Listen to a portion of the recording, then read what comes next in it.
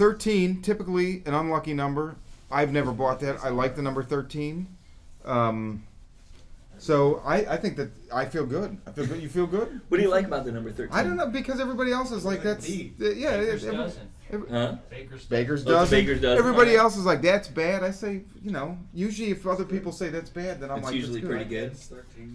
good. So, tonight we are drinking Firestone Pale 31. 4 or 5 issues ago, we drank Firestone, I forget what it was. 805, and that was excellent. Good evening, Ray. Hello. So, I was with Science Officer Sara last night, and we were in a market, and I was like, oh, we need to buy some beer for tomorrow. And I saw this, and I said, I really liked, what was it again, 805? 805, yeah. 805. And I forget what their standard beer is that you see everywhere out here. I've had that one a number of times, and I like it. Double Barrel, is that them, maybe? Anyway, whatever. I don't know, you're the but beer so, spurt. So, The beer spurt. Hashtag beer spurt. that's good. Is it good? Yeah, it's very good. It's a pale ale, mild on the hops, which is how I like it. It's not going to attack my tongue. Mike had one earlier. He's drinking a Metropolis right now. Watch our. What was that? If you see the half pint, if you see the to third see the half fate pint, of my first Firestone. so But now I'm having a Speakeasy Metropolis Lager from San Francisco. supplied by Eric in the audience, and Yeah, it's dude, delicious. awesome, Eric. I love it. Very and, delicious. I'm going to tell you right now that this was constructed with meticulously kilned malts and heightened with bales of hops from around the world. Metropolis is a towering, crisp American lager that embraces tradition but signals the future. Wow, I didn't. Wow. I knew something special was happening in my mouth. I didn't know that it was that. Was that? Wow, the future. Did you pour yours over your head too? What are you wiping up over there? It got knocked over. Oh, it's fine. But I bought it because I like the label. Yeah, the label's cool. Well, So and you're just gonna buy them and knock them over and look at the That's labels. right. obviously, Metropolis has the connotation of involving a certain what Fritz Lang is it? or Superman. I Well, mean, that's think, what I was going. You know what's cool about me is I automatically think Fritz Lang. And Yeah, actually, that is cool, and I guess that's And pretty, because it looks like the movie Metropolis. Yes. More than Superman. Superman. Yeah. Well, yeah. Especially because it doesn't look.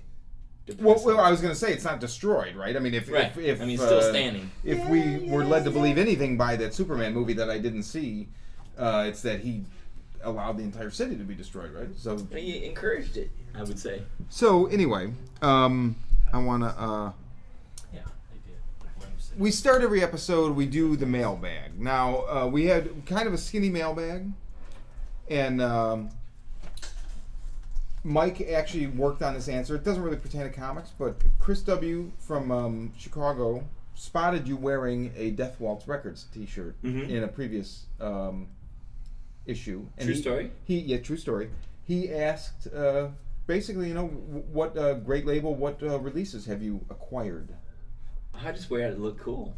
No, I'm just kidding. So first, tell people. No, Death Waltz is a record label that puts out vintage soundtracks. Horror soundtracks mostly. Mostly right? horror soundtracks, but they also do sci-fi. And I bought that shirt at a Goblin concert last year, I think. And so yeah, I mean, I went all out. So I went there. I like Goblin, but I did, not the most exciting thing to watch. Like 5 or 6 60-year-old men rock. I mean, it was good. It was cool. Yeah. But the shopping was amazing. Like there, I got a Death Waltz shirt. I got a Goblin EP that it was like a tour only thing. Yeah, It's awesome. Yeah, so yeah. I got Chris and Tori got that for me, and I got some glow in the dark things to put on my turntables that say Death Waltz, and I got that T-shirt. Nice. And also some silkscreen poster stuff. Nice. So all right. yeah, but I also have for Record Store Day a year or two ago. They did some sci-fi 7 inches.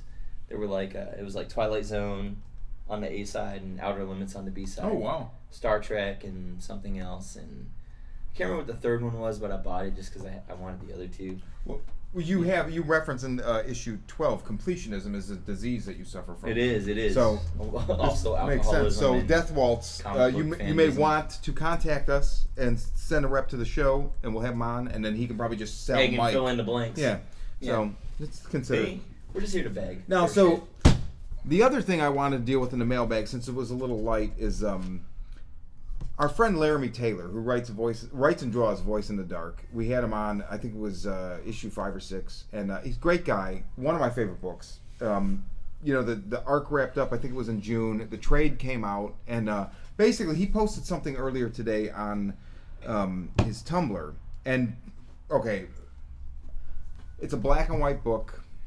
I think it's in color now, though. Well, that's true. That's true. The color, next arc is in color, but the first arc is black and white. It's very non-conventional. There's no superheroes. It's a young girl. She's not, your typical comic book like proportions. She's going to college and dealing with the fact that she kind of has an appetite to murder people, and it's just such a good book. It's a smart book. I can't really smart, and I can't recommend it enough. And it's so real world, and the characters are so not cliches, and it's just fantastic. And the headline on this post that he did was, "The book is on life support," and like seriously, I want to cry. And he basically just goes on to say like, okay, I had Science Officer Sara message him and say, is it cool if we kind of read some of this on the air? And so we're going to. So. He writes, I have to admit I'm frustrated. Sales on the book continue to drop, and there doesn't seem to be much I can do to stop it. He got national news coverage. He got a big-name voice actor to do his trailer. He switched the book to color. It's a critically acclaimed series with an average of 8.9 out of 10. Over 59 reviews. It's fantastic. So it's not doing well, and it freaks me out because this is a book like Rachel Rising. He references that too. Black and white books tend to have a stigma, which I totally don't get, because I feel like the same people that pass it over on the stands are the people that would maybe not, maybe I'm wrong, but maybe be like, oh, the black and white movie? I don't know, maybe. Well, Sin City didn't do well either this weekend. So. Well, yeah, what was the rush? 9 fucking years, really? I mean, you know what? But, love the books, love the first movie. Don't really care. 9 years. Well, Sorry. I think the premise of or the execution of Sin City. I mean, I love Frank Miller's stuff, and it's of a time. Well, yeah, before he started, becoming. Yeah. I mean, it's a little out of touch where all the women are hookers or rape victims. Now with Larime, I mean, as a retailer, my perspective is that publishing is always a war of attrition. So your first issue is gonna, if you have a buzz going, which I think Voice in the Dark #1 did have a buzz. It's going to come out hard, and the laws of science, Newton's law, whatever, everything is going to be not everybody's going to come back to the party every month. Right. So whatever your #1 is, and unless you build a buzz, a phenomenal buzz like a Walking Dead where, a TV show comes out, or you just get that everybody talking about it, you're going to lose readers every time out. And I mean, it's sad, but it's true. And there have been times in the past where I've had people tell me, like, you've heard my gripes about Kickstarter, and like people saying, yeah, we want to do a 36-issue series about the War of Camelot, or it's like, Rex Mundi was the only time good book. that somebody said, yeah, this is going to be a 36-issue series. And then he pitched it to me, and I thought it was intriguing. I was like, oh my God, and I have a really short attention span. I can't imagine myself reading more than 10 issues of this, And those guys did it, and it was great from beginning to end. But I think Larime is a tremendous talent. Yeah. Oh my God. And oh my God. I know this is his dream project, and I hope that he finds a way to keep it going. But I also hope that editors out there look at what he's doing, and hire him for books. Yeah. He's he's a phenomenal writer. He's got great ideas, and if he gets a gig on X-Men or whatever he does, then people will discover him, go back to this, and see what he's doing there. I mean, Robert Kirkman did a year on Captain America. He did Marvel Team Up. So it's one of those things where comic books are a community. Get out there, spread your seed, Larime. And, very much, and that's what we want to foster on this show. It is a community. It's why it was the impetus for this show. It's why I love the comic book so much. It's why I love the studio audience. I mean, it is a community, and we like stuff. We like to talk about it, and so he goes on to say, just to round it out, and this is the thing,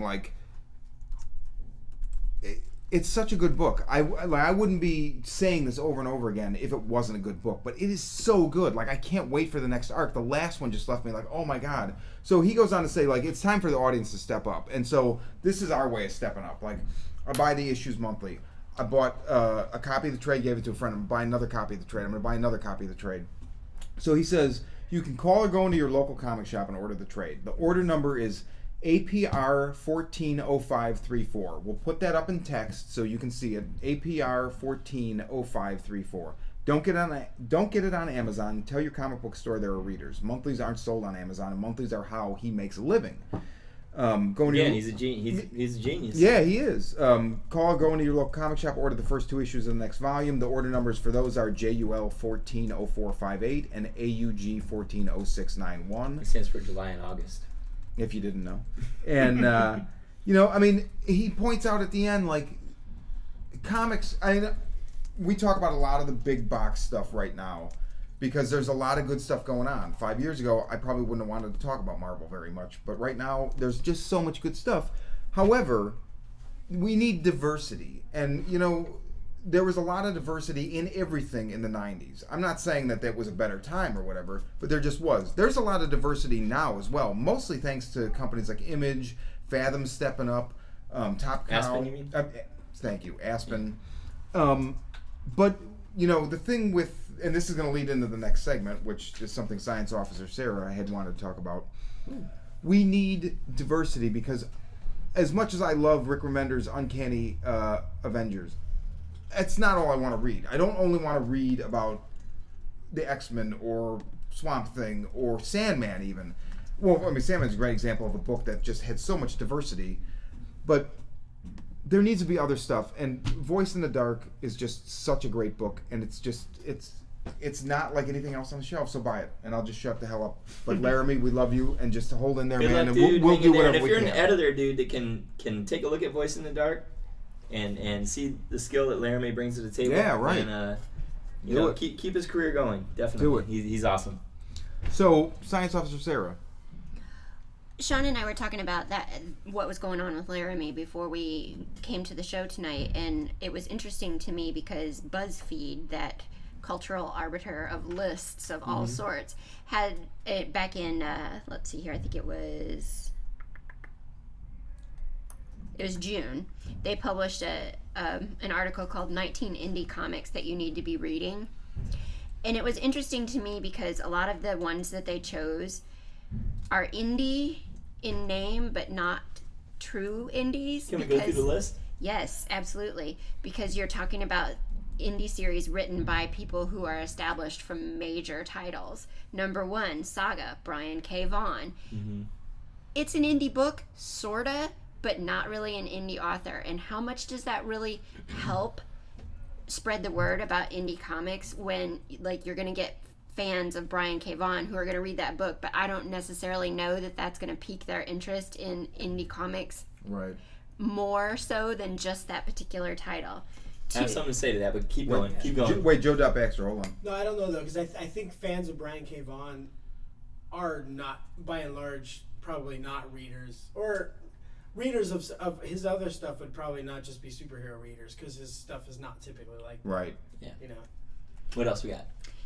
2, Deadly Class. There you go. Again, though, that's Rick Remender, established Wait. name. No, it's dead. It died after the last one. Says you. No, it did. The Rick Remender drinking game is no more. 3, Kinski. We're still drinking. Oh, no. Kinski, what is it? I don't even know what that is. Kinski. It's They by got me. Gabriel Hardman. It follows Joe, a chicken Oh, feed yeah. sales We're going rep. to get that. He was here on Saturday. Okay. Of the dog, right? Yes. Yeah. We'll have Yes. that. 4, Pretty Deadly. Rick Remender. Pretty No. Deadly? No. No, that's You're that's thinking the of Deadly two ladies. Class. Sorry. Okay. Yeah, Kelly Sue DeConnick and Emma Rios. Okay. She writes 5, Miss Marvel or Captain Marvel or something. Yeah. And Ghost, yeah. Red Team, Garth Ennis. Great book.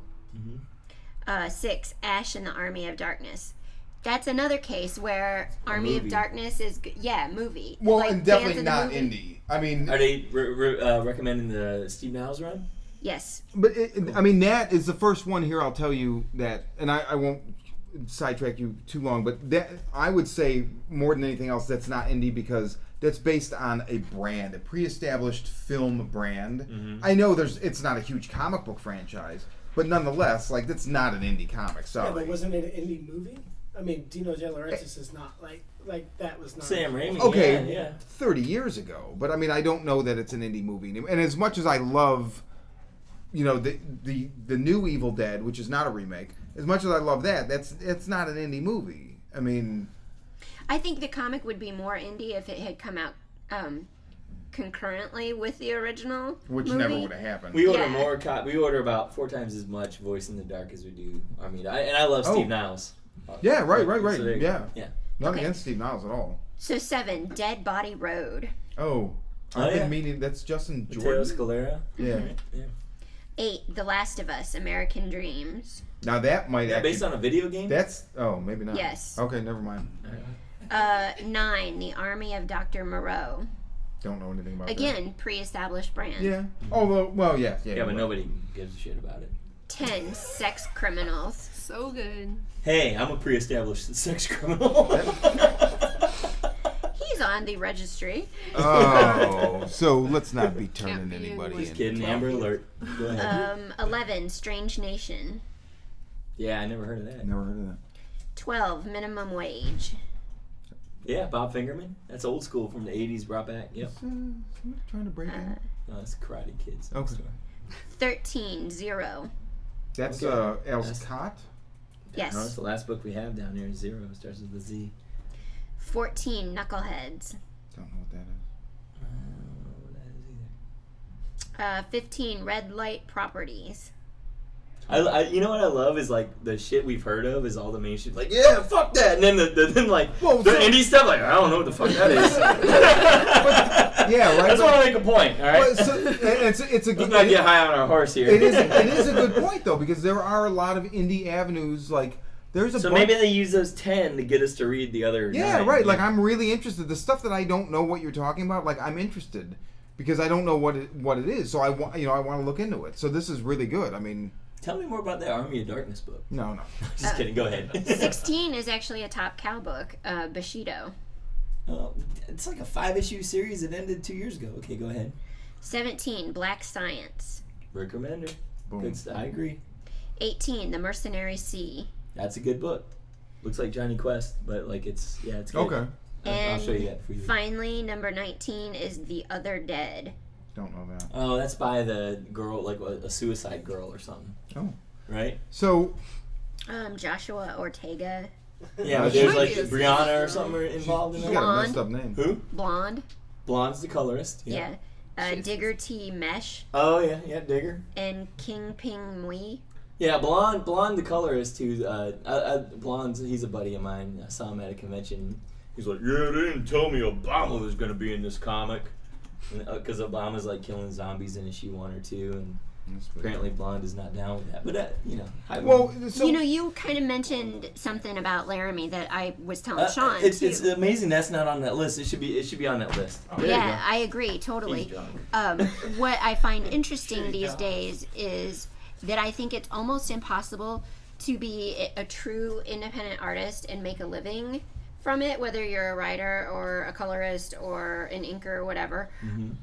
I think if you really want to do your own book and make a living, you're going to have to hire yourself out to one of the majors and then come and get back the around. experience, get the money, get established, and then do your own book. I think it's just almost impossible to start unknown. Yeah. I mean, it is. I mean, it is increasingly that way. I don't think anything's impossible. Would you hand me a beer? Yeah. Thanks, You want honey. one of these? Yeah. Thank you, sir. What I had wanted to say was, just because I'm in no way you're right, but there is something. Image is a big. We've talked here before about, especially after Kirkman became a partner, and he is Skybound, and there's the other one, Shadowline, I think. But That's Jim Valentino. they've become one of these, like they gather up independent stuff and they give people a chance. And so even if you're Rick Remender, I feel like if your book, if Rick Remender did Black Science and nobody bought the first 6 issues, I don't know that there would be another 6 issues. Mm-hmm. He's got a head of steam going because he's writing all these books for Marvel, and he Right. did Fear Agent, and that had a cult following that got him there. So I mean, in a way, it's not independent, but it's not. It doesn't have the full power of the machine behind it.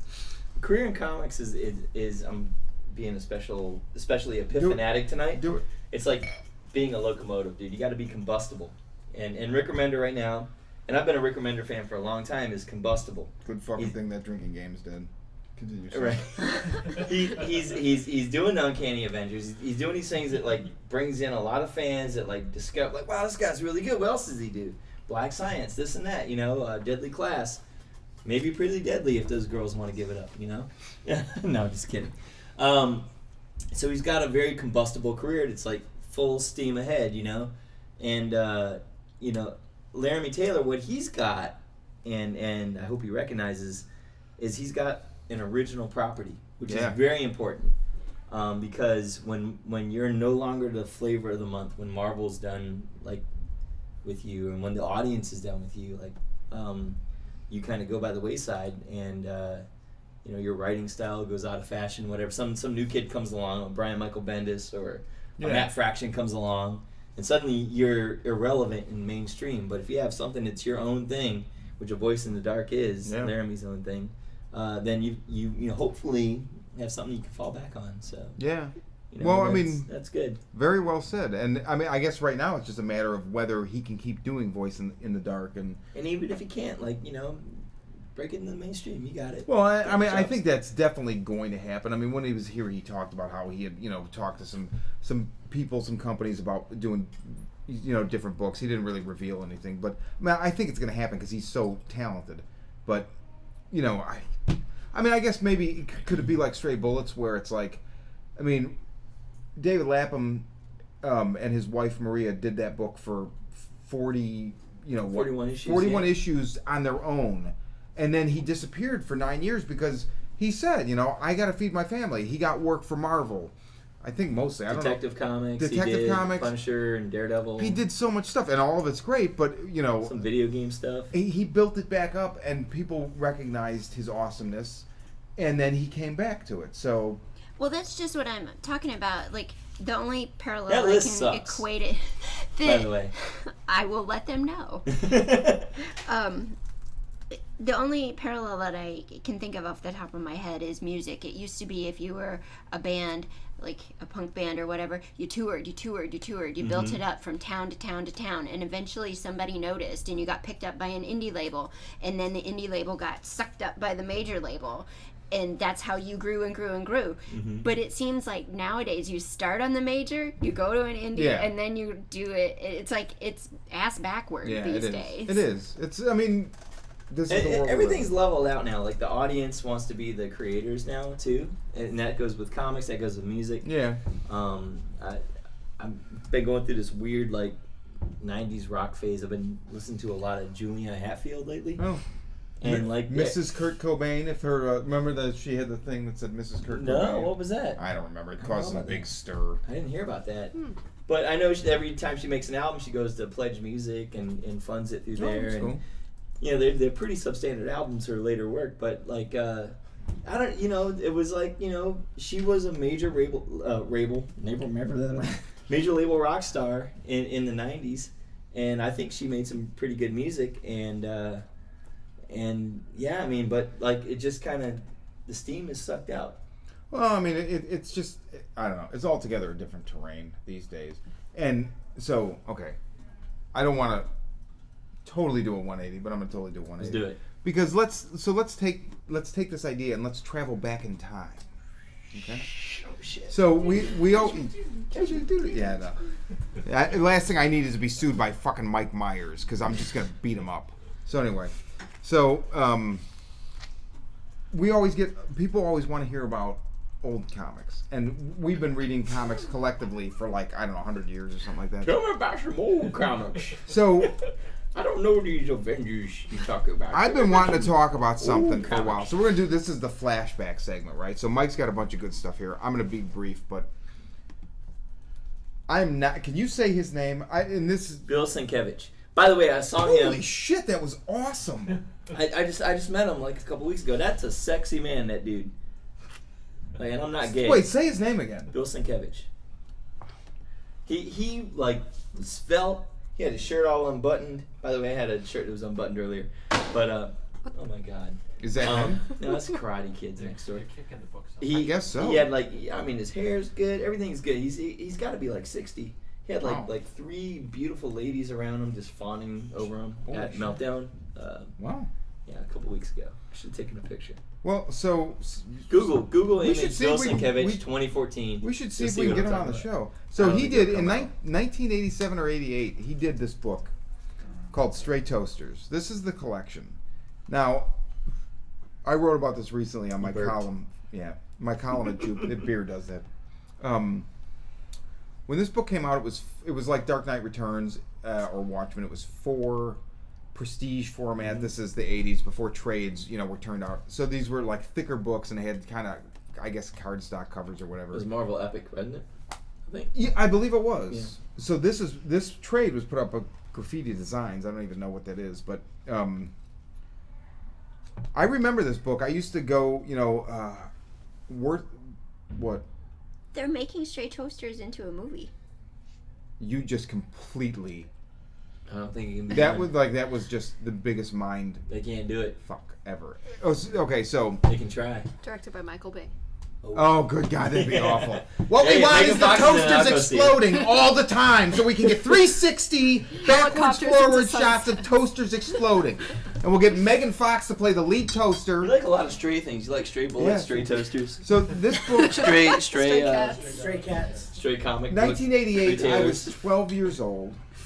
And I would get, my allowance, and I'd get my mom we'd be running errands or something. Can you stop at the comic shop, Hero Land Comics on 111th and Worth, Illinois? I'd go in, and since I only had like $5 or $10, whatever my allowance was, I bought Larry Hama's G.I. Joe.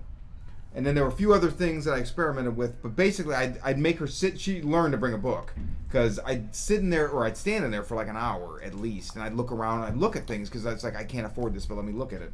And I remember looking at Stray Toasters and being scared out of my mind. Not like, oh my God, this is evil, but just like, what the hell is this? I've never seen anything like this before. And it is really an attack on the senses. So anyway, I didn't buy it back then. At some point in the last 10 or 12 years, I bought this trade. I've read it twice. I just reread it recently. I don't know how to explain it to you, but it is one of the most interesting books I've ever read to this day. Still, there's like a guy that's kind of a toaster that's killing women. There's a How's the guy kind of a toaster? Because I've looked at this. You And by asked- the way, you what I asked love Bill about you is we are very Sienkiewicz. Sienkiewicz. We are very different men. Yeah. And I love that about you, and that's I think what maybe hopefully draws people to the show. Because I don't get this shit, dude. Well, but see, this is the thing. Like, when I don't get something, the first thing I do is I think it's my fault, and the second thing I do So is you're a victim. no, not I don't think. Oh my God, but I think like, okay, wait, what is wrong with me that I'm not getting this? Let me look at it again. There's been a handful of movies where I don't get it. I looked forward to Southland Tales. Yeah. I That was watched a it the piece of first time shit. and almost cried because I hated it, and I watched it again. It's a 3-hour movie. I It watched is. it again immediately after, and I watched it the next day because I'm like, okay, I don't get this. Right. So this, I can't say that But you get it. You like it. I get it, but I don't get it. Like I didn't finish this and feel like Southland Tales, where it's like, what the hell? But I mean, oh my God, it is just such a weird, grim. I see some nice paintings there. Oh, the art is just amazing, but it's so abstract. So there's no, whatever you think about comic books, especially in 1988 as a 12-year-old boy, whatever I had to grasp onto, these are comic books. This was not that. So I'd be like, I have nothing to grasp onto. I don't know how to process this. And to this day, I have a lot more comic books, many, as you may have guessed, that I've read. And, the palette's totally widened, and I've seen all kinds of experimental stuff. I still don't, there's nothing else like this. It is such an interesting, it's very 80s, but not in the way that you think when people say that's so 80s. Not like the Go-Go's way. There's just this, like, overarching Or like, apocalyptic... Duran no, kinda I don't know. album I covers. can't put my finger on it. But, man, if you really want something that's you've never seen before, Stray Toasters by Bill Sienkiewicz. Did I say it right? Sienkiewicz. Yeah, I said it right. Okay. What do you got? All right, so I like that. It's- I'm intrigued. I want to spend time with you in that book. It's a date? I go for stuff that speaks straight to my loins. Okay. Right? So Master of Kung Fu speaks straight to your loins. Yep. So and if wait a you, minute, you there's a rearrange ka- these there's a letters, you karate can s- imagine what I might do with an issue of Master of Kung Fu. There's a karate school next door. Yeah, but I don't. Okay, just Yeah, checking. no. I don't know. No, but Master of Kung Fu. So it's the closest thing you'll get to a James Bond movie in a comic. Really? Yeah, I've never read it's, this. it's amazing, and it can never be reprinted because it's based on the Sax Rohmer characters, and the Sax Rohmer family they're a bunch of assholes, I guess.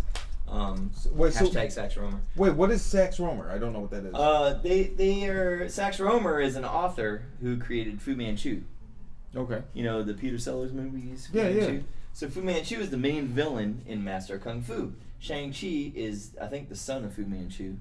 Really? And he's just a badass. So I was talking to Science Officer Aaron earlier about how, like, these are good 70s covers, but if you look inside, look at the design work on the splash page of almost every issue that Paul Gulacy drew of Master of Kung Fu, and they're always amazing. So again, cheesy cover, great. The cover splash is page. just a teaser to open it up. Yeah, well, it's like usually they like nowadays they would put this as the cover, Right. You But- know, and then this is just like pulpy. I mean, it's not bad. Don't get me wrong. It's like Gil Kane and Al Milgrom and those cats, but the splash pages on Master of Kung Fu are just truly amazing. And Paul Gulacy came from the school of Jim Steranko, not his literal school, but school of thought of Jim Right. Steranko, of design and. Again, Oh, you see it right there. yeah, there You it is, see man. And this is some more recent work. And I brought this because it's the art of Paul Gulacy. Oh, nice. But yeah, I mean, so Paul Gulacy is one of my favorite artists of all time. He, Oh, wow. you like that too? He illustrated one of the formative comics of my youth, which was called Six from Sirius. Oh, I know that by name, but I don't know S-I-R-I-U-S, it. I think that's how you say it. And it's a bunch of mercenaries in space. Like, I mean, that was the thing that I read. It's like, oh my god, I want to make space movies. And then I realized, oh no, I just want to make space comics. Who published it? It was Marvel Okay. Epic. Epic. Epic Illustrated. Back in the day, yeah. Yeah. So Doug Mensch wrote it. Paul Gulacy drew it. I mean, and there he's drawing James Bond comics. Look at that, dude. So Wow. as you can see, a running theme through my life is beautiful women and guns, and it's weird that I'm liberal. Oh, there's Six from Sirius. I'm not Republican, I promise. Like, I do just love like pretty girls and spacesuits and guns. I think the difference is. But I don't want to own them. Well, I think- not the guns. I think hardcore Republicans don't like pretty girls. Oh, they don't. No, Okay, I don't cool. think so. I think it's more of like a little. And there he is drawing Catwoman, and yeah, I mean he's a fantastic artist. So Paul Gulacy, he's still around, he's still alive. I really believe in giving people their props when they're still walking the earth.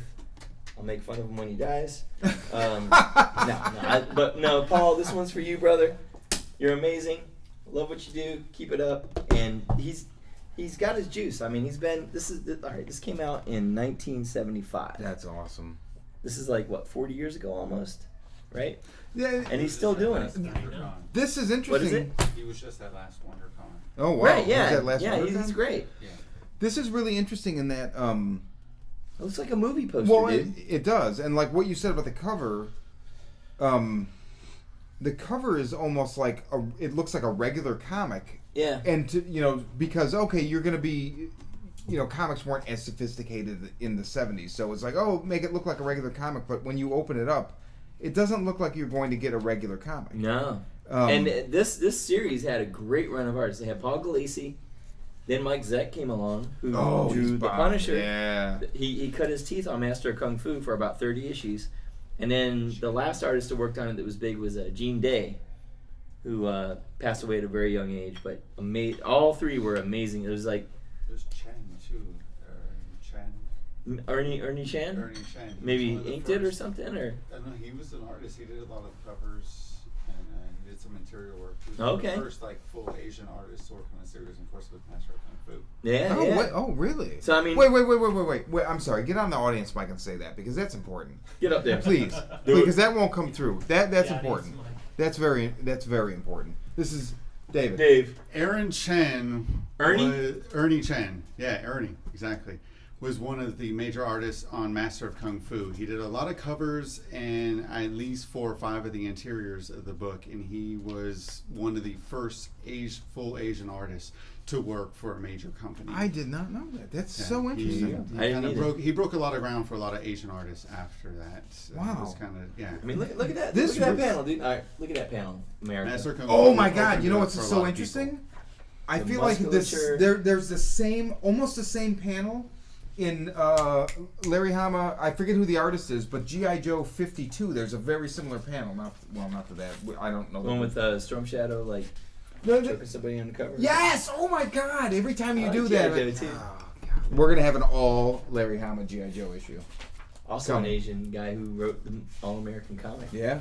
Yeah. And did a. Did I tell you about the secret origin of G.I. Joe? So, Hasbro toys. Being inspired by Marvel, or not by Marvel, by Kenner and Star Wars, like having the scale figures that fit in the spaceships. 3 3/4. Yeah. They're like, well, because previously, like, their G.I. Joe figures were this Yeah. big, and they made like a helicopter and a space shuttle. They made about 5 or 6 things that they could fly around in. They couldn't do a tank. They couldn't do anything. So, but if we make our figures small, like Star Wars figures, we could fit them in tanks. We can make a fortress. We can have helicopters, planes, whatever. Whoever thought of that, thank you. It's a good idea. So then they went to Marvel because Star Wars had a comic. They kind of kept Star Wars alive in between the 3 years between movies. They're like, well, we want to do a comic with G.I. Joe. We're going to bring back G.I. Joe. 3 3/4 scale action figures. And we want to do a comic. So Larry Hama, the year or two previous, had pitched a S.H.I.E.L.D. series with Herb Trimp. And it was going to be... Herb Trimp is artist. Herb Trimp was Yeah. the artist Who- on G.I. Joe, G.I. yeah. Joe, and he was Ooh, going to be... look at that. And there you can Google and you can find pages that they submitted. Really? Yes, Oh. of the S.H.I.E.L.D. versus Hydra series. So if you think about it, like, G.I. Joe is totally S.H.I.E.L.D. Hydra's Cobra. Hydra's Cobra. Cut one off, arm off, like 3 grow in its place or whatever. And I think Cobra even says, in one issue, like, Cobra, cut one off, blah, blah, blah. And Cut one off. so, sounds- and then I'm that way with my penis. Cut one off, and then 4 grow in its Cut place.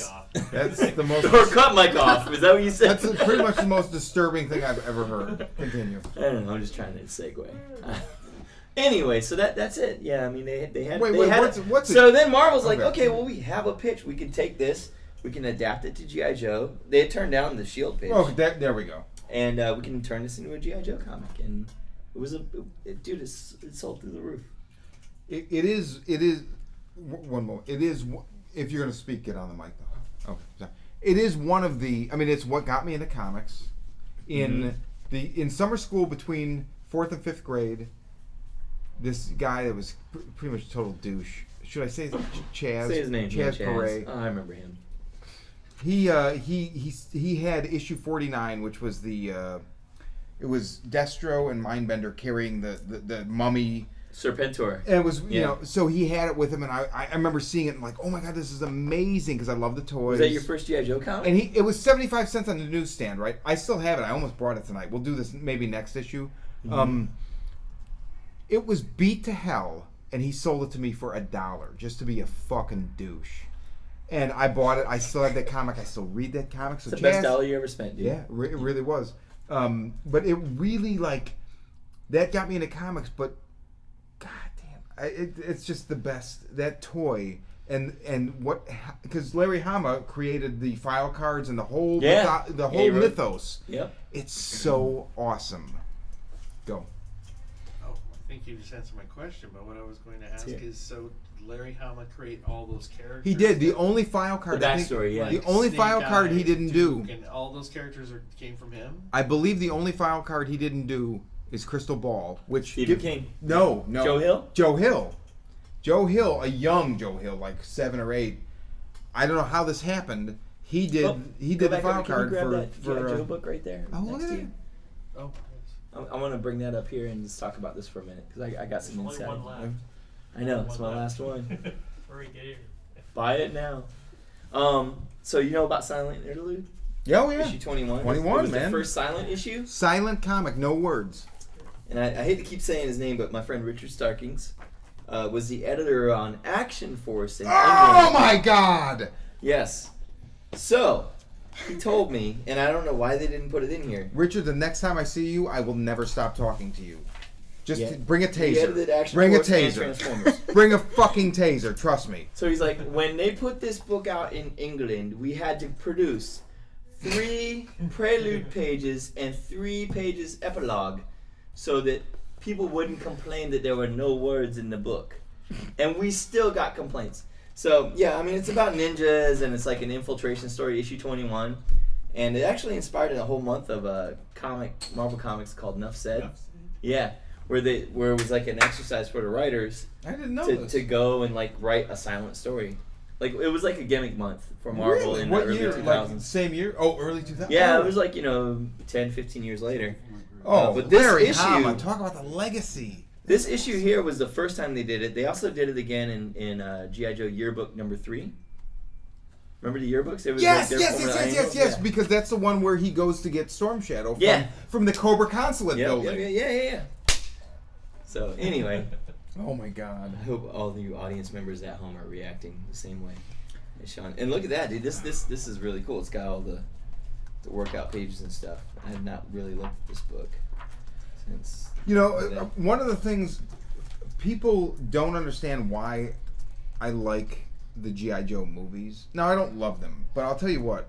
The first one, it had its problems, but it surprised me. The second one was done for the fans of the comic. And they did things like RZA was in it, and he played the Blind Master. They never introduced him. They never said this is, he was just there. And that is a character I don't think there was ever a toy for. That was pure Larry Hama comic book character. And stuck him in the middle of the movie. So, right there. I love that mountainside scene. In Mountainside G.I. Joe scene, but yeah. it's really interesting. It's like in the movies, to me, in Larry Hama's G.I. Joe, the ninjas are largely the most interesting part. It's got a lot to do with You can buy one on Amazon for $11. What's by that? one what a A RZA? Blind Master action figure. But it's probably from so recent enabling. years. They didn't have, back in the day, they did not have that action figure. But the movies do a good job paying homage, and I really I'm actually looking forward to. IDW got the license when the first movie came out. They relaunched the series. At first, I was like, no way, forget it. If it's not Larry Hama's. I didn't read the regular series, but we talked about this. The Mike Costa, and I forget the other gentleman's name. The Cobra series was fantastic. Didn't Joe Hill write one or no? It was Hearts and Minds. Yeah, he wrote one. Right? Yeah. Yeah. But the Cobra series was really, really, really, really good, and they ended that maybe, I don't know, it might have been a year ago now. Can I tell you a cruel trick I played on my son? Yeah. So my son told me he wanted to join the army, right? And so the G.I. Joe 2 Blu-ray comes with a little coupon where you can like type in a name and get dog tags in the mail. Oh, you told me you signed him up for the army. So I typed in my son's name. The dog tags arrived in the mail. How old's your son? He's 6 now. I think he was 4 or 5 when the dog tags arrived. So I was like, dude, your dog tags arrived. He's like, what are dog tags, Dad? I was like, that means you got to go to the army tomorrow. What? I was like, yeah, you're going. There's a war in Afghanistan. And then I put him over. He's like, no, Dad, I don't want. So, he's got some GI Joe dog tags. Ram Solo one. It's got his name. It's got his rank. He didn't get the the tattoo. The tattoo. No, not yet. But he did get and it freaked him out. He's like, no, I don't really want to join the army. So, just give him some GI Joe comics. Give him this. Buy GI Joe Blu-ray when you have kids. And play fun pranks. So okay, on that note, Dave's my next victim. On that note, we will end.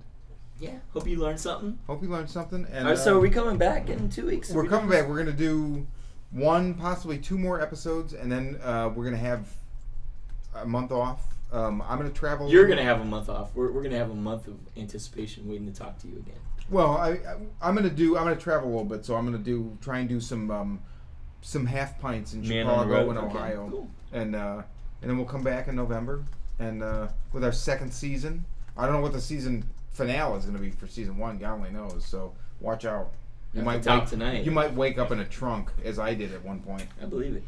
because I think Joe Baxter may have switched his animosity from me to you. No, I think Joe likes me. Look at him. He likes me. Oh, so I might wake up in a trunk Again. I might yeah. wake up. I might wake up in a trunk tomorrow at this rate. So Yeah. okay. Anyway, Cheers. Cheers to Cheers. you. Cheers to Cheers. you, America. We love you. drinking with Thanks for comics. watching. Keep drinking. Thanks for Keep drinking. reading great comics and. Thanks for being awesome.